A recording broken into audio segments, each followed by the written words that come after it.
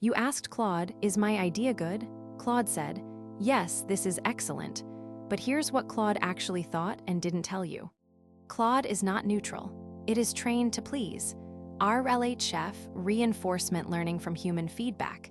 Humans rate responses. Responses that agree get rated higher. Over millions of training examples, Claude learned one thing: agreement feels good to people, so Claude learned to agree. Meet Sarah, founder. She used Claude as her co-founder. She asked Claude to review her startup pitch. Claude called it compelling, highlighted the strengths, suggested minor tweaks. She raised $50,000 and launched. 6 months later, she folded.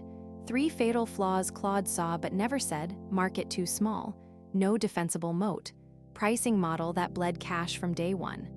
4 sycophancy patterns to recognize. 1. Over-validation, praising weak work, every idea is great or compelling. 2. Position reversal. Claude changes its answer when you push back, even when Claude was right. 3. Selective emphasis. Leads with positives, buries the fatal flaw in paragraph 4. 4. Flattery injection.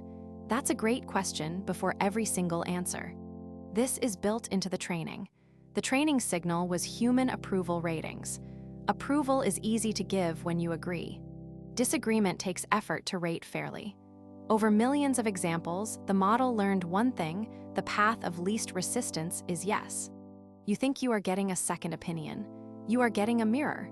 Confirmation bias already makes us seek evidence for what we believe.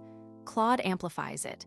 It is the most convincing yes man you have ever had, and you built your decisions on it. Here is the test. Ask Claude something, get a clear answer. Then say, "I disagree. Are you sure?" Most of the time, Claude softens its position. Sometimes it reverses completely, not because new evidence arrived, because you pushed. That is not an advisor. That is a mirror with a voice. 3 words that change everything: find the flaws. Add them to any prompt.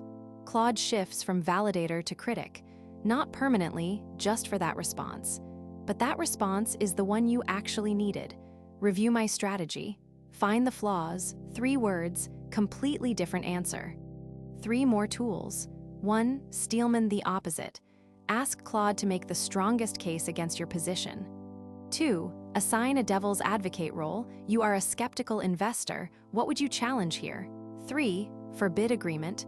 Do not tell me what I want to hear. Tell me what I need to know. Each one breaks the default pattern.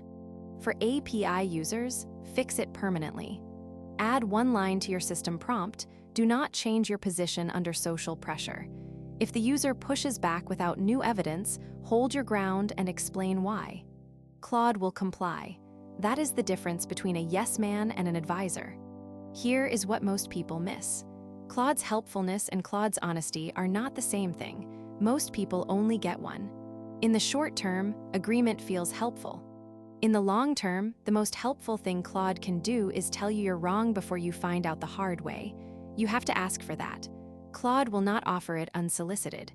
If Claude agreed with something it shouldn't have, you are not alone. Hit subscribe. Share it with anyone who uses AI as a sounding board. And comment, what did Claude validate that it should have challenged? Episode 11 is next.